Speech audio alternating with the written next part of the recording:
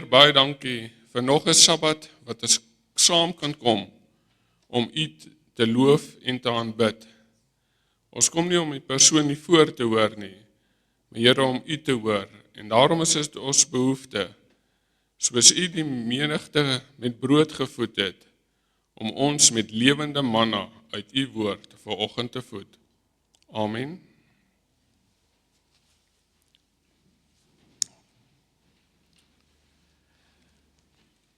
Voor ek my skriftuurlesing gee, wil ek vir jou 'n vraag vra. As u hoor van Babylon en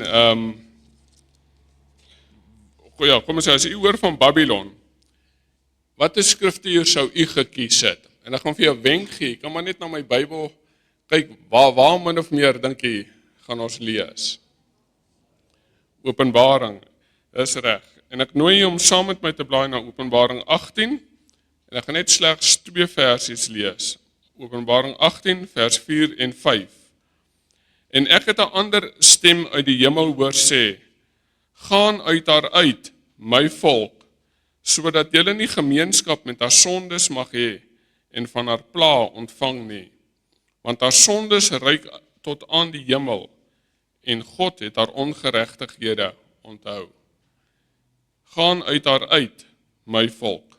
Die Here seën sy gelese en gesproke woord vanoggend.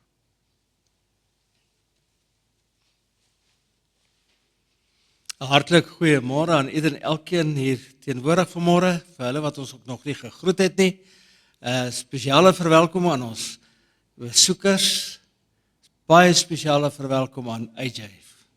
Ek weet nie of jy verlede Sabbat hier was nie, jy was 'n rukkie terug, jy was baie siek, en ons is so dankbaar dat om jou gesig hier vanmôre te sien. Miskien was jy al weer laas Sabbat, was ons nie hier gewees nie, met die brande daar op die plaas, was ons daar, en ons wil net baie spesiaal vir ieder en elkeen hier laat welkom voel, en ook vir Karl en Maureen en Deidre en Sean, hartlik welkom hier in die huis van die Here vanmôre. Jy moet ontspan, rustig wees, en ek is so bly om te sien almal smile. Jy is op die regte plek, dis hoekom. Om ons verrigtinge te kan voortsit, gaan ons nou saam sing van lied nommer 127. Lied nommer 127. Kom ons doen dit staande.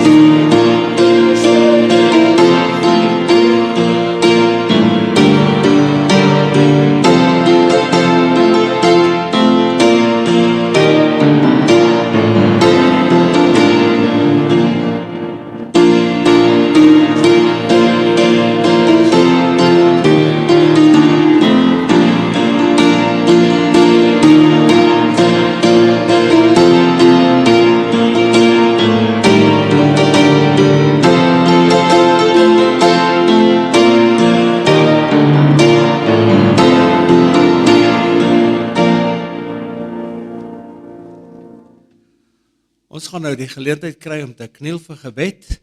Kan ek net sien, diegene wat stil gebede het, net hulle hande lig. Die Here sien die stil gebede wat daar is, en gebede op die harte. Kom ons kniel, en die wat nie kan kniel nie, kan net in die bank bly sit.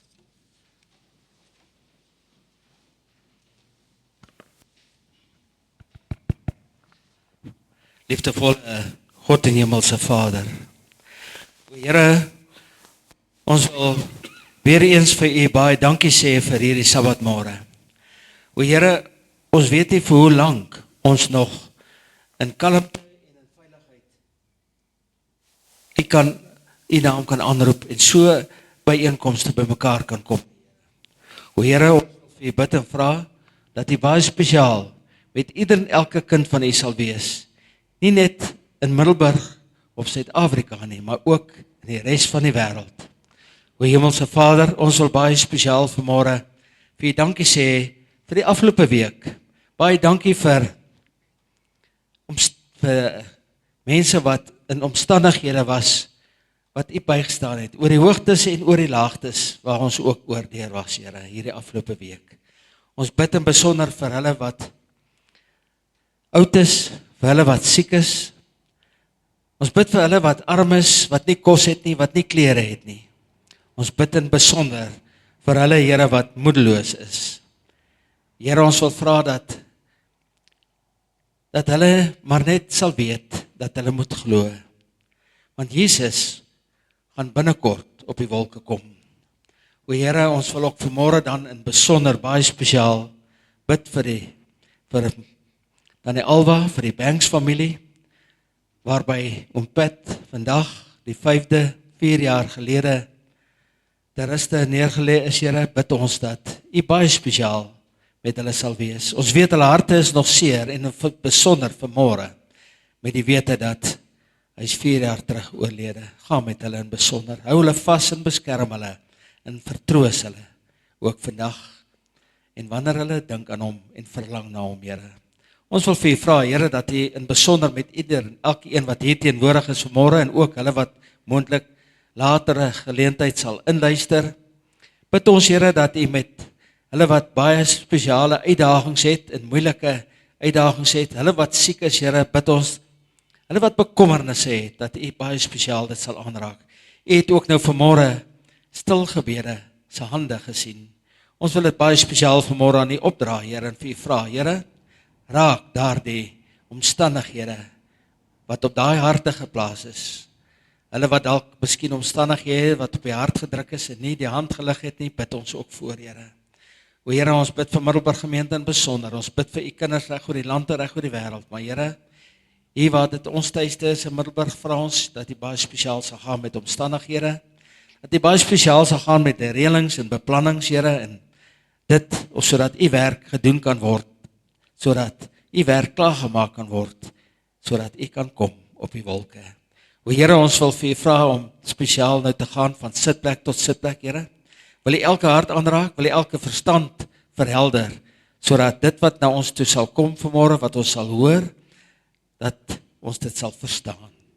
O Here, ons bid in besonder vir broer Pieter, wil U sy lippe aanraak, sodat hy die woorde van U sal spreek, en nie die van die mens nie. Ons vra en ons bid hierdie, nie omdat ons dit verdien nie, maar enkel alleen om genade, Here. Amen.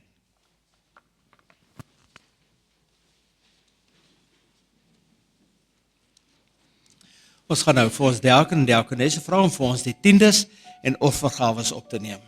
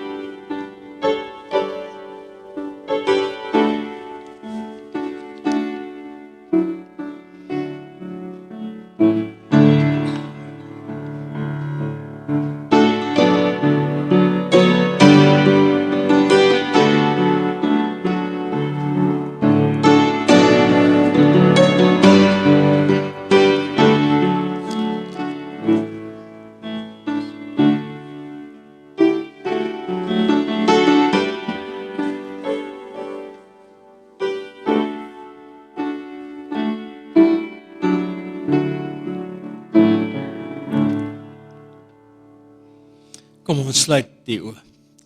O Here, U het vir ieder en elkeen van ons in omstandighede gesit en miskien 'n werk gegee om sodat ek 'n inkomste te kon gehad het of 'n geldjie te kon verdien het. Maar Here, ons bring dan nou vanmôre waarby alles eintlik aan U behoort, maar net 'n klein gedeeltjie terug. Ons bid en ons vra dat U hierdie tiendes en offergawes, dat U dit sal seën, Here, sal vermenigvuldig, sodat U werk op aarde klaargemaak kan word. Want Here, ons verlang en ons wil graag huis toe gaan. Amen.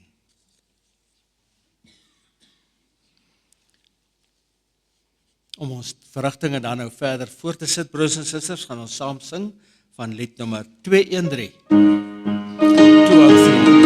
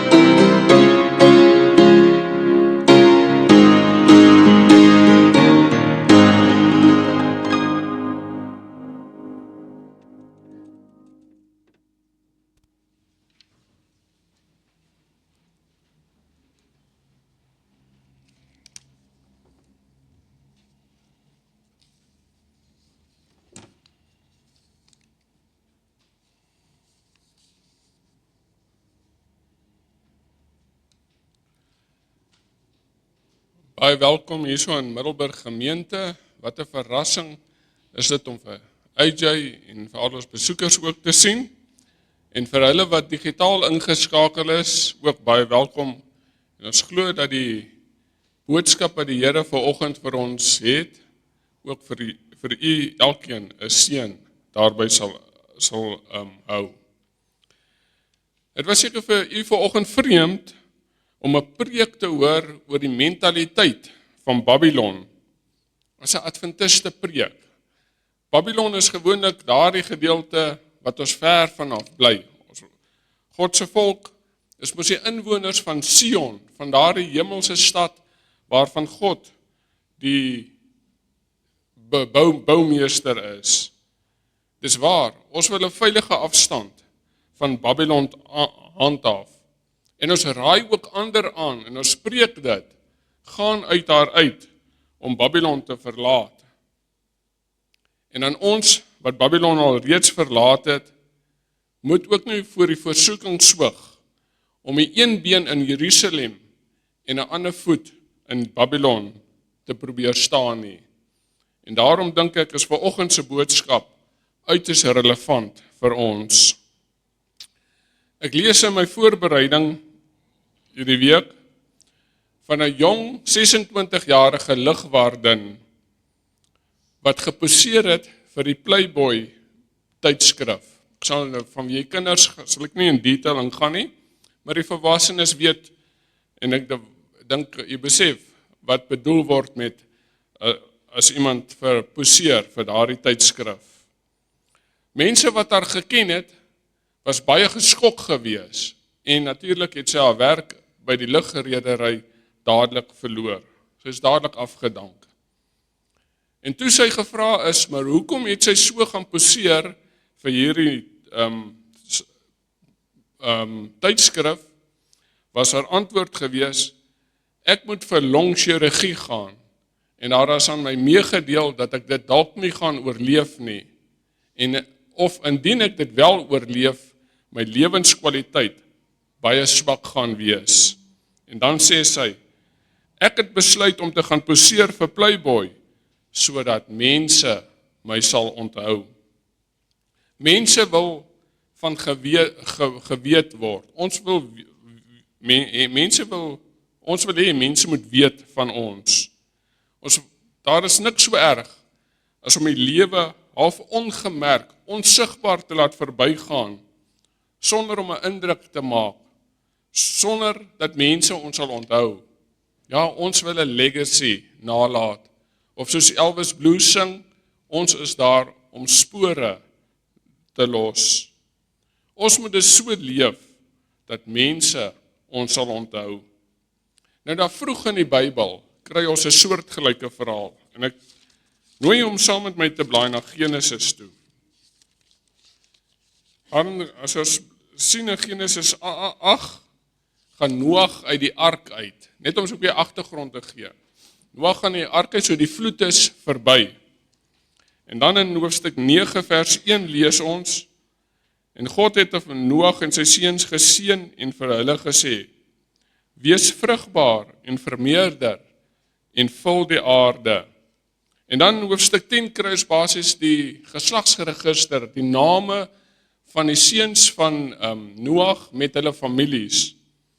En dan kom ons by vanoggend se gedeelte vir oordeenking. Hoofstuk 11 vers 1 tot 9, die bekende verhaal oor die toring van Babel.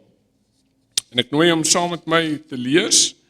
Ek lees uit die ou Afrikaanse vertaling, maar eers welkom om in die vertaling te volg wat vir u die gemaklikste lees.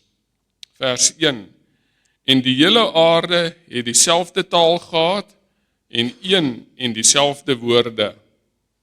Dadelik sê die eerste versie vir my, ons moet versigtig wees as dit te maklik gaan. En toe hulle weggetrek na die ooste, vind hulle 'n laagte in die land van Sinjar, en daar het hulle gaan woon. Daarop sê hulle vir mekaar, kom laat ons stene vorm en dit goed brand. Hulle gebruik toe die bakstene vir bondsteen en die lijmgrond vir klei. En hulle sê, kom laat ons vir ons 'n stad bou en 'n toring waarvan die punt spits tot aan die hemel reik.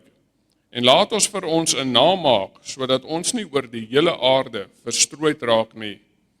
Toe daal die Here neer om die stad en die toring te besien, waaraan die mense kinders gebou het. En die Here sê, daar is hulle nou, een volk en almal een taal. En dit is net die begin van hulle onderneming. Nou sal niks meer onmoontlik wees van wat hulle van plan is om te doen nie. Kom laat ons neerdaal en hulle taal daar verwar, sodat die een taal van die ander nie kan verstaan nie. So die Here hulle dan daarvandaan oor die hele aarde verstrooi en hulle het opgehou om die stad te bou. Daarom het hulle dit Babel genoem, want daar het die Here die taal van die aarde verwar en daarvandaan het die Here hulle oor die hele aarde verstrooi.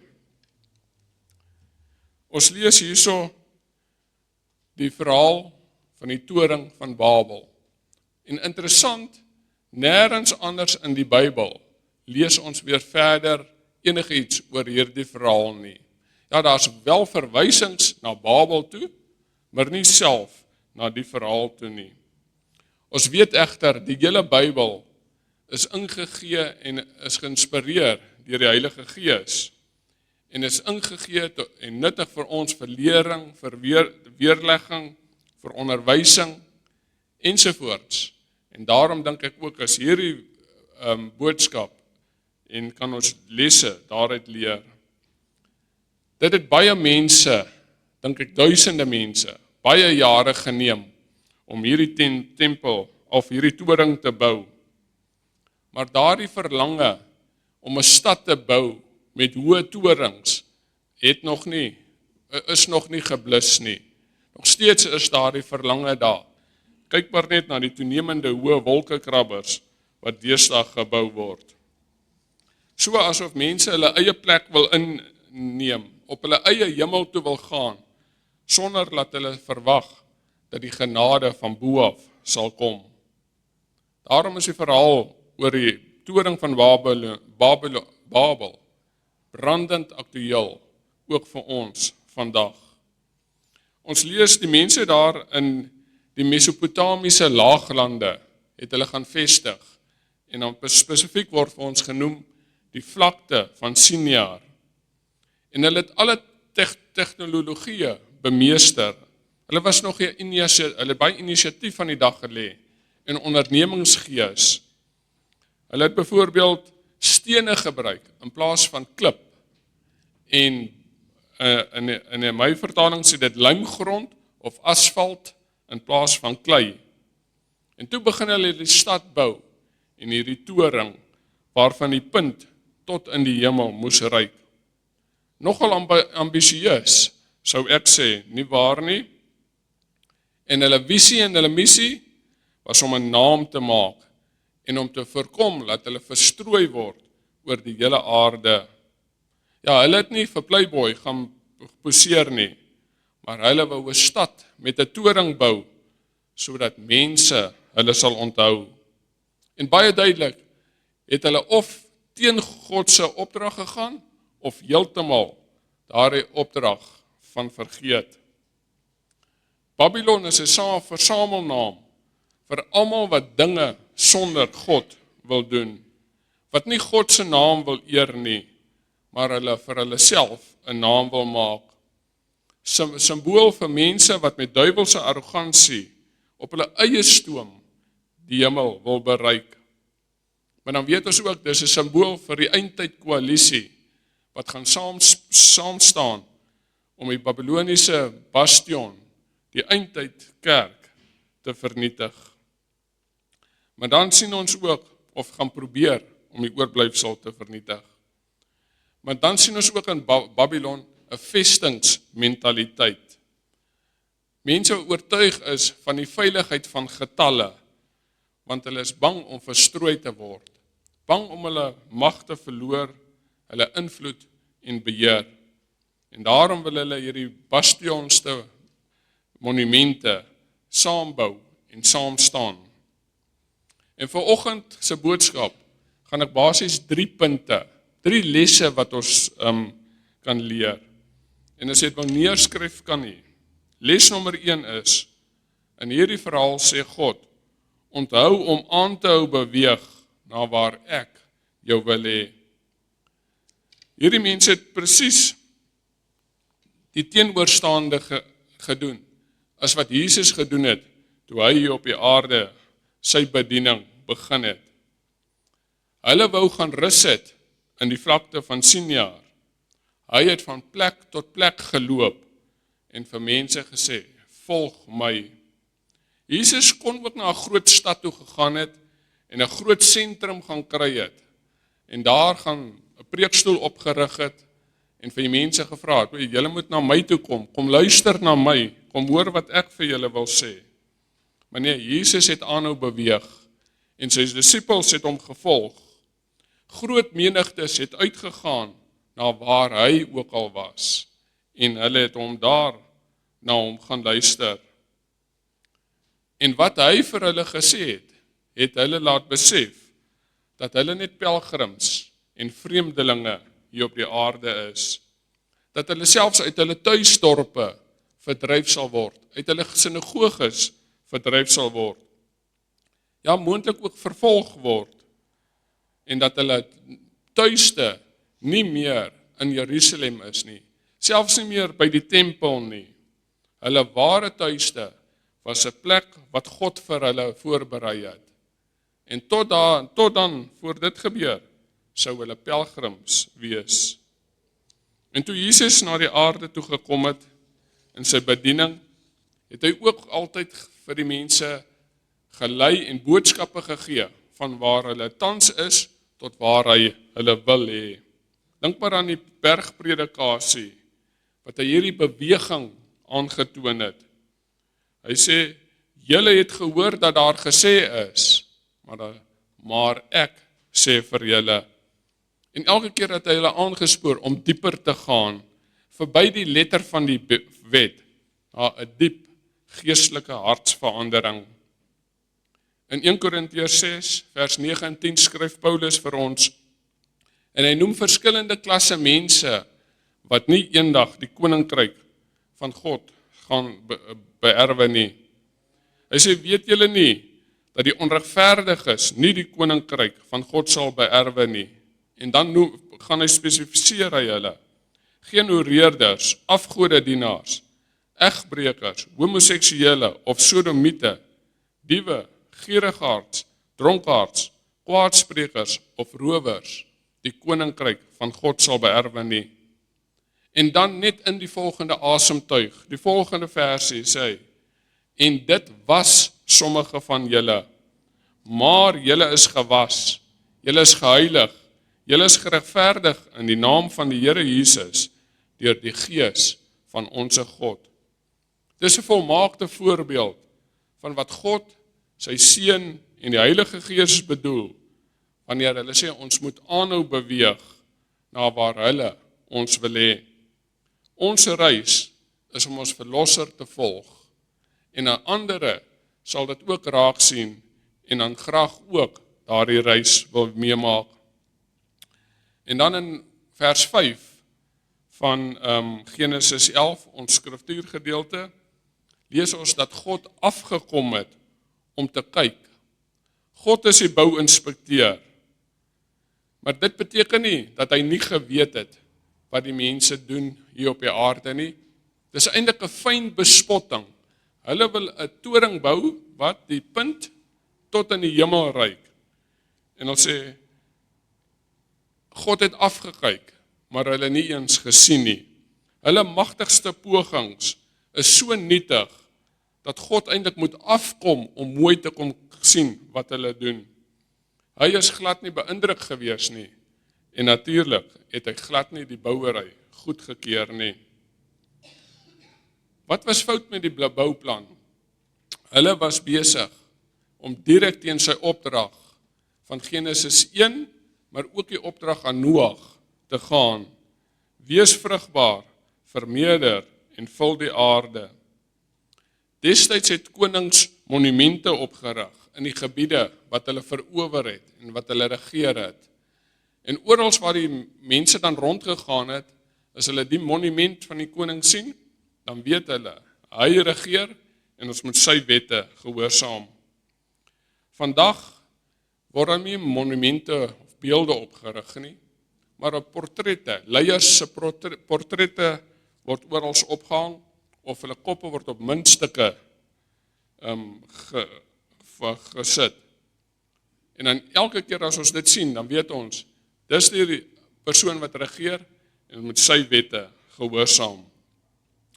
God se plan was nie om beelde van hom op te rig nie, om die waarheid te sê, hy het dit spesifiek vir trouens verbied. Sy plan was dat die mense oor die aarde versprei moes word, en lewende beelde van die lewende God moes wees. Maar nou het hierdie mense, hierdie beelddraers, self gekies om op een plek te bly, hulle eie belange te bevorder, en om vir hulle 'n naam te maak. Hulle wou met ander woorde beroemd gewees het, ander se bewondering afgedwing het, sodat hulle deur die nageslagte onthou sal word. Hulle beeld was belangriker vir hulle as God se beeld. En hulle het nie eens die bouplanne deur God laat goedkeur nie.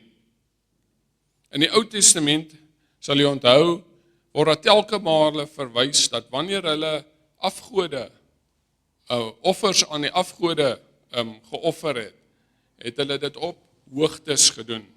Ou Afrikaanse vertaling praat van hoogtes. Om hierdie toring dus te bou, wat tot in die hemel reik, het 'n geestelike betekenis van hulle werk gehad. Hulle wil opklim tot God en onder hulle eie mag en gesag leef. Hierdie torings of siggurats was die plek waar die mense die gode wou ontmoet, of die poort na die hemel toe. Dit het nie beteken dat die mense slegs die gode op die toppunt wil ontmoet nie, maar met hulle bouwerk wou hulle die pad na die hemel oopbou, sodat hulle God se plek kon inneem. Die sonde is nie soseer dus die bou van die stad of die bou van die toring nie. Die sonde was die arrogansie en die opstand teen God. Die projek wat hulle ingestel het, was slegs ingestel op selfverheerliking. Alles wat die mens kon bereik, was sentraal vir hulle gewees. En uiteindelik was die doelwit om God en sy mag te reduseer tot niks. Nie net as individue nie. Ek het mos die asfalt gemaak. Ek het die stene gemaak. Onthou, ek het gesorg dat die verdiepings mooi waterpas is. Of ek het die fondasie gegrawe. Nee, hulle wou nie slegs as individue namaak nie, maar ook as 'n groep. Ons is die moderne stad. Ons kom van Babel af. Ons het gedoen wat niemand anders nog kon doen of regkry nie.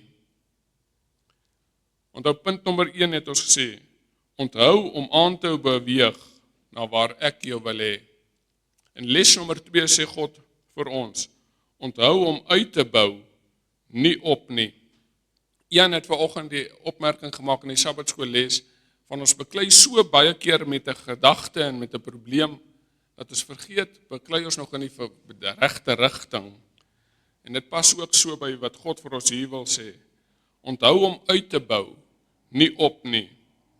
Hierdie mense wou 'n stad gebou het, terwyl Hebreërs 11 vir ons die volgende oor Abraham sê.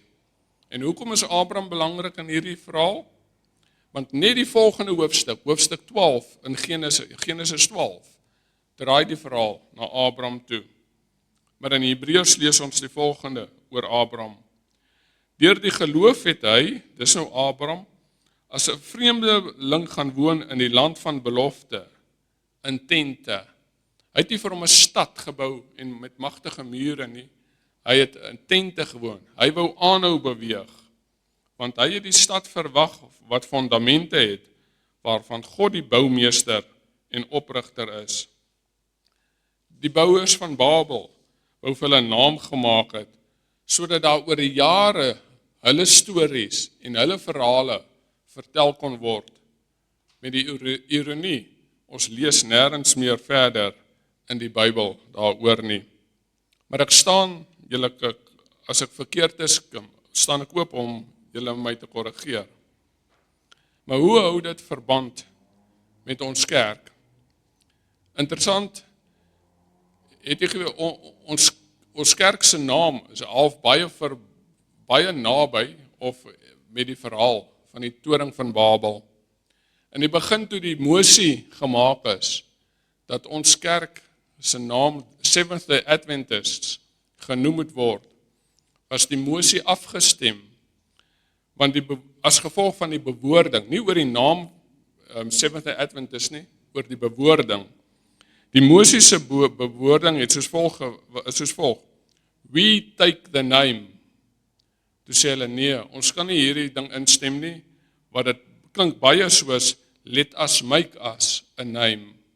Presies wat hulle by die toring van Babel.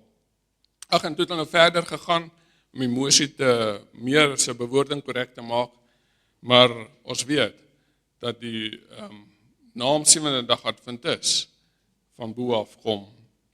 Maar kom ons neem 'n tree terug, en kyk na die agtergrond, die geskiedenis van die Adventbeweging. Ons weet dit het ontstaan op die rand van die Millerite-beweging. 'n Klein groepie wat begin het. En na die 1844 debakel was ons, asof die groepie wat begin het, die klein groepie, was gesien as uitgeworpenes in die Amerikaanse godsdienststelsel. Hulle het stadig gegroei en was gesien as 'n vreemde Christelike sekte. En kom ons wees maar eerlik, baie plekke reg oor die wêreld word ons vandag nog as 'n sekte beskou. En daarom het die kerk groot hoeveelhede bronne, hulpbronne, ingesit om sy beeld op te bou. Ons wil die wêreld oortuig dat ons 'n Christelike kerk is, dat ons nie so klein is nie. Kyk wat doen ons in ons skole, ons universiteite, ons hospitale en gemeenskapsdienste. Maar, en hier wil ek 'n maar sê, maar, hoe kan ons die gevaar loop om te veel druk te plaas op die erkenning van wat ons doen? Is ons missie nog, ons oogmerk, terwyl ons groei en ontwikkel, om die naam van God te eer? Of is ons daarop ingestel om vir ons 'n naam te maak? En hierdie vraag geld nie net vir die kerk as geheel nie, maar ook vir nasionaal en plaaslik. Is ons werklike missie van die kerk om Christus te preek en te besin? En ek wil beweer dat die kerk 'n gevaarlike Babiloniese eienskap vertoon, as. En dis 'n belangrike as, of ander woord, indien. Ek wil dit weer lees. Ek wil beweer dat die kerk 'n gevaarlike Babiloniese eienskap vertoon, as of indien dit eerstens 'n instelling is, 'n korporasie, wat homself so positief as moontlik in die wêreld probeer posisioneer, eerder as 'n plek vir geestelike groei en koestering. Maar soos ek sê, dis 'n as, want ek weet, dit is nie so nie. Ek weet ook daar's 'n versie, Openbaring 24 vers 14, wat sê dat hierdie evangelie verkondig moet word aan die hele wêreld, en dan sal die einde kom. Ons oogmerk waarmee ons wil sê, ons is in soveel lande, en ons doen soveel dinge, is om vir die wêreld te toon, hoe naby aan 12 uur die wyser al is. Maar daarom sê ek dit met 'n groot as. Maar hierdie waarneming sluit ook 'n tweede aspek in, die vestigingsmentaliteit van Babel. Hulle wou daar in Sinjar gevestig het. Is ons gemeente oop, uitgaande, aantreklik vir ander? Weet ons wat in die buitewêreld aangaan, en weet ons wat 'n impak ons op die wêreld het? Of verkies ons om ook 'n bastion, 'n vesting, veilig en gesellig te wees? Wil ons in ons eie klein wêreldjie saamleef? En is ons die gelukkigste wanneer ons 'n afstand van die wêreld het en nie hoef in te meng en interaksie met hulle te hê nie? Voel ons die gemaklikste as ons net met onsself praat, ons eie kerktaal, en gefokus op ons eie probleme? Maar God wil hê, ons moet eerder uitbou en nie opbou nie. Uitbou, breek die stadsmure af, breek jou kasteel af, maar as een toring wat ons moet hê. En daarvan lees ons in Spreuke 18 vers 10. Die naam van die Here is 'n sterk toring, die regverdige hardloop daarin en word beskud. Die naam van die Here is 'n sterk toring. Die Here is ons enigste vesting en veilige toring. Maar hoekom het die mens so strewe om 'n naam vir homself te maak? Daar's twee motiewe hoekom ons 'n naam vir onsself wil maak. Die een is vrees. Vrees om misgekyk te word. Vrees om onsigbaar te wees, om nie bekend te wees nie. Nie bekend te wees as iemand wat talentvol is, wat slim is, suksesvol en bekwaam is nie. Daardie meisie wat vir die tydskrif geposeer het, was bang mense sal haar nie onthou nie. Maar daar's ook 'n tweede rede, en dit is trots, Engels pride. Nie net wil ons die beste wees wat ons kan wees nie, ons wil beter wees as die ander persoon. Ek wil beter wees as wat jy is. Hieroor skryf C.S. Lewis die volgende: Pride is competitive by its very nature. Pride gets no pleasure out of having something, only out of having more and of it than the next man. We say people are proud of being rich or clever or good looking, but they are not. They are proud of being richer or cleverer or better looking than others. By 'n Babelse bewys, ons is beter. Ons in Babel kan doen wat die ander mense in ander stede en ander gebiede nie kan doen nie. Maar wat is die probleem om 'n naam te maak? Ambisie is tog nie verkeerd nie, en om dinge te doen en te bereik is ook nie verkeerd nie. Dit hang af van die motiewe waarom ons dit wil doen, wat in ons koppe en ons harte aangaan. Timothy Keller skryf, solank ons vir onsself moet namaak, ons nog nie weet wie ons is nie. En dan skryf hy, we either get our identity or name from what God has done for us and in us, or we may make a name through what we can do for ourselves. As jy vir jouself 'n naam wil maak, jou eie identiteit wil bou, gaan jy nooit genoeg hê nie. As jou identiteit bestaan uit hoeveel toekennings, hoeveel grade, plase, besighede jy het, kan ek u waarborg, sal dit vir nooit genoeg wees nie. Dit sal jy nooit bevredig nie. As ons nie weet wie ons is nie, wat ons identiteit is nie, gaan ander mense vir ons daardie identiteit gee en gaan ons slawe van hulle wees. Hulle gaan vir ons voorskryf wat cool is. En is dit nie ook die rede waarom jong mense so baie in bendes en groepe betrokke raak nie? Net God kan vir ons doen en gee en daardie identiteit waarna ons verlang. As ons Genesis 11 lees, soos ek voorheen gesê het, moet ons ook direk oorgaan na Genesis 12, oor Abraham se roeping. En daar lees ons, wat sê die Here vir Abraham? Jou identiteit, Abraham, sal wees in wat ek jou sal gee en wat ek jou sal beloof. Ek sal jou groot nasie maak. Ek sal jou seën en jou 'n man van groot betekenis maak. Net God kan my en u identiteit gee. In 1 Korintiërs 15 vers 10 skryf Paulus, deur die genade van God is ek wat ek is. Nie wat ek van myself gemaak het nie, wat God deur sy genade van my gemaak het en aan my gegee en gedoen het. Aan Abraham is daardie dinge wat Babel na verlang het, daardie einste dinge is aan Abraham beloof. 'n Groot naam, universele heerskappy en onsterflikheid. Die volk van God het die Rietsee ingegaan as slawe, maar hulle het ander kant uitgekom as vrymense. Nie oor hulle wat hulle goed was, of die volk wat hulle was nie, maar omdat God die see alleen vir hulle geskei het.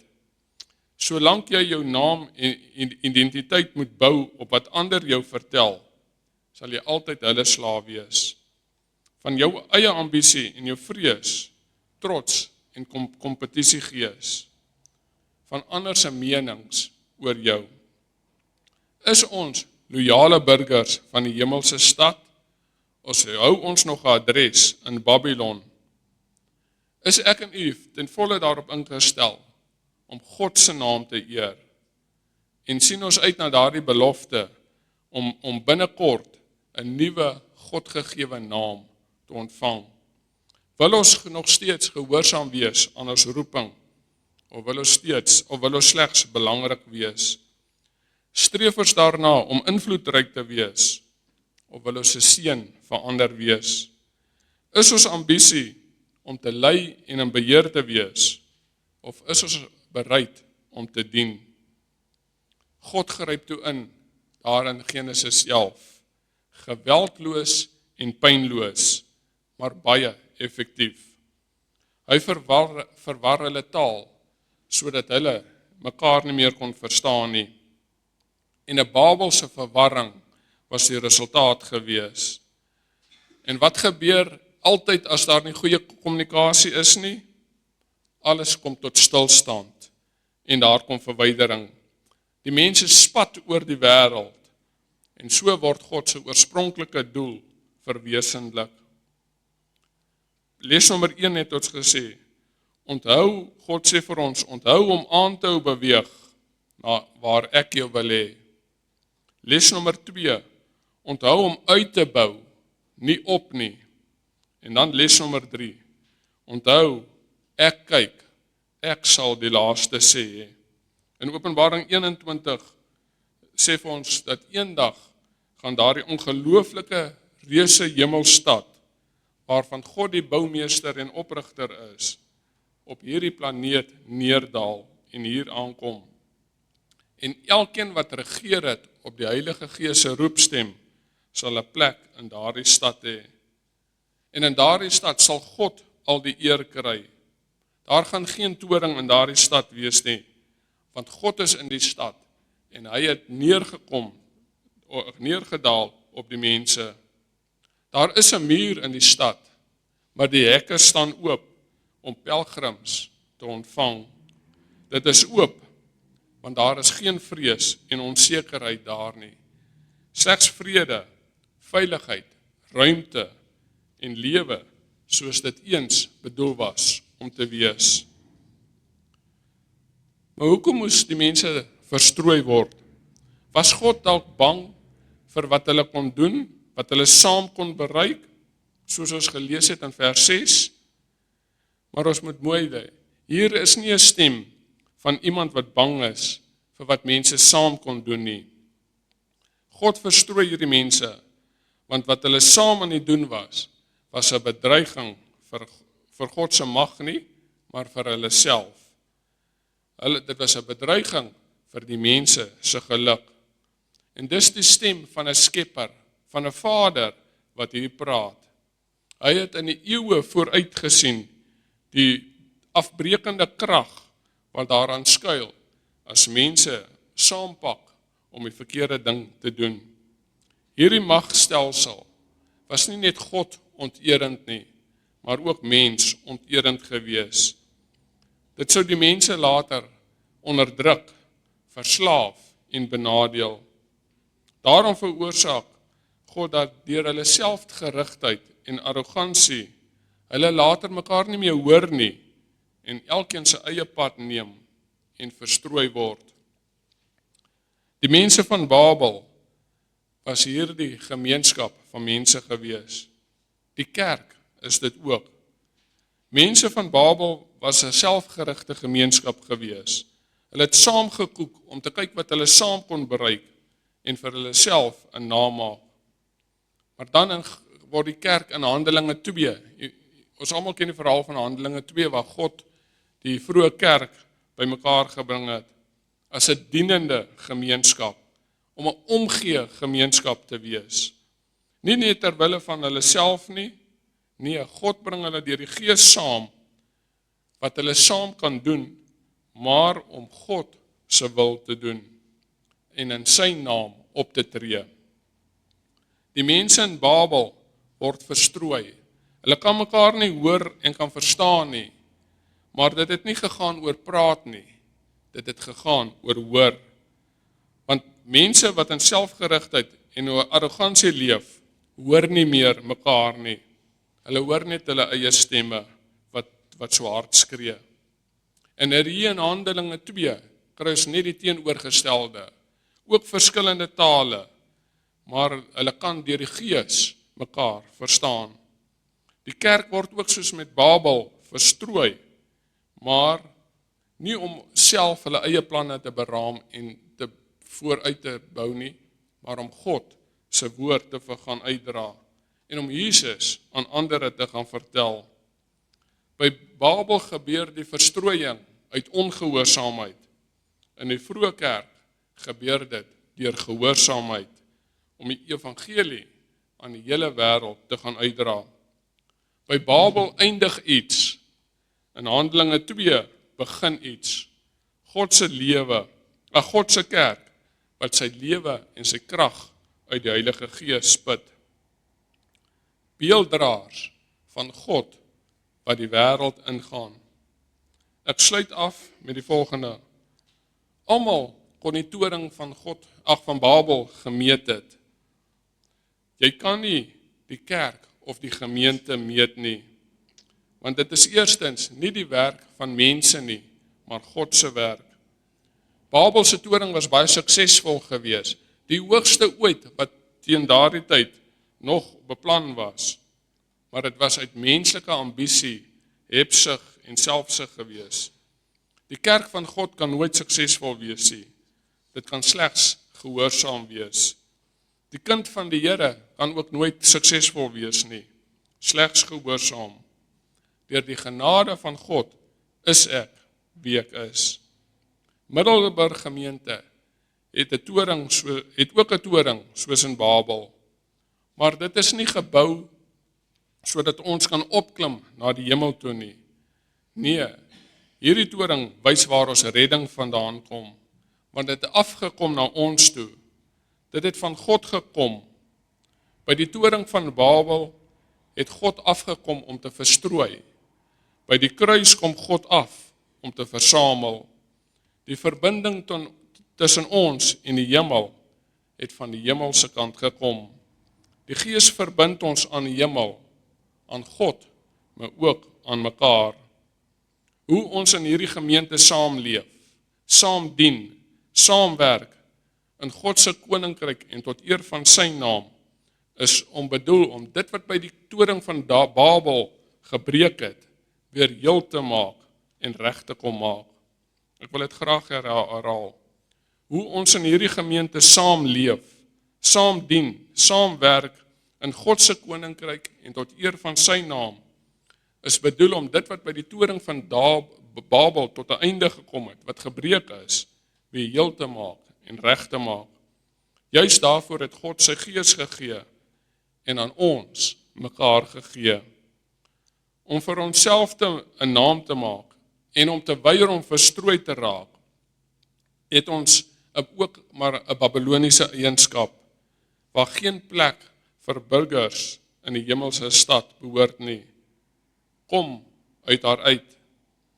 As kerk en as individue hoort ons in Sion, die nuwe wêreld met God as fokus en om sy naam te vereer bo alle name. Kom ons los ons onvoltooide torings net so onvoltooid en volg die pad van die herder. Nou mag dit dalk nie vir u so indrukwekkend lyk, soos die toring wat u vir uself in gedagte het nie. Maar wat God bou in u lewe is baie meer waardevol, stewiger en sal staan en duur tot in ewigheid. Middelburg gemeente het net een grondslag, dis Jesus, ons Heer.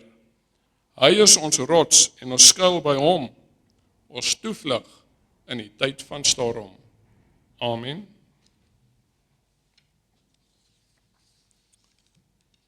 Om ons diens af te sluit, gaan ons saam sing van lied nommer 334. Die kerk het net een grondslag.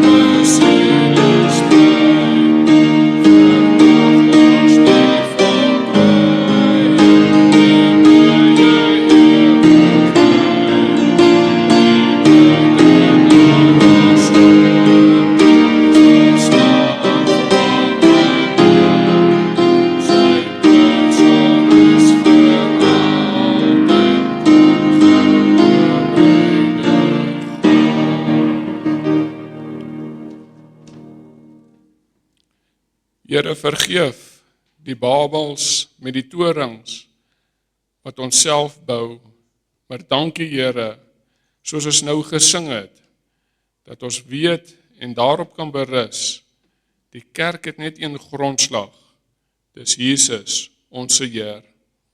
En nou mag die genade van Jesus, die liefde van die Vader en die alomteenwoordigheid van die Heilige Gees met elkeen van u sy en bly tot op daardie dag wanneer ons Jesus op die wolke sien kom. Amen.